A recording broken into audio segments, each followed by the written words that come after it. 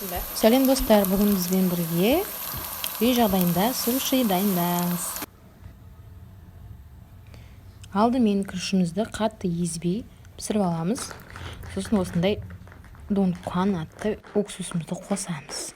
Және бізге керекті ингредиенттер: нори, творожный сыр, краб қосуға болады ортасынан қалауыңыз бойынша, колбаса мындай, балық, қияр.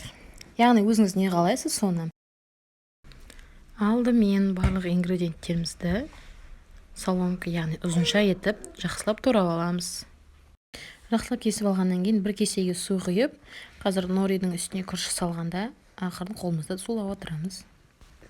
Және осылай күрішіміздің үстіне бірінші творожный сырымызды, одан әрі қияр, колбаса, краб немесе балық ауыстырып кезек ингредиенттерімізді салып, жақсылап қатты етіп қысып, осылай видеода көрсетілген әдіспен орайсыз.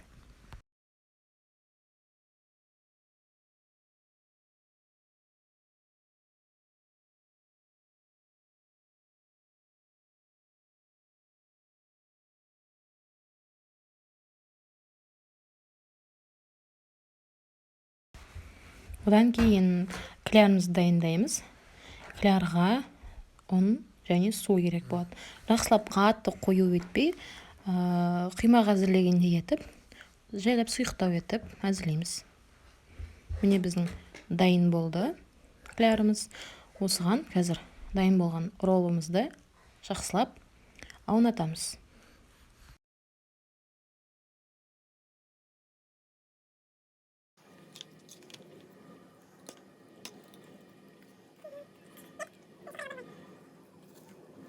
Аунатып болғаннан кейін бізде осындай панировочный сухари болады арнайы, немесе жай дүкендегі панировочный сухариді да алып пайдалануға болады. Жақсылап аунатамыз және кейін қызып тұрған майға саламыз.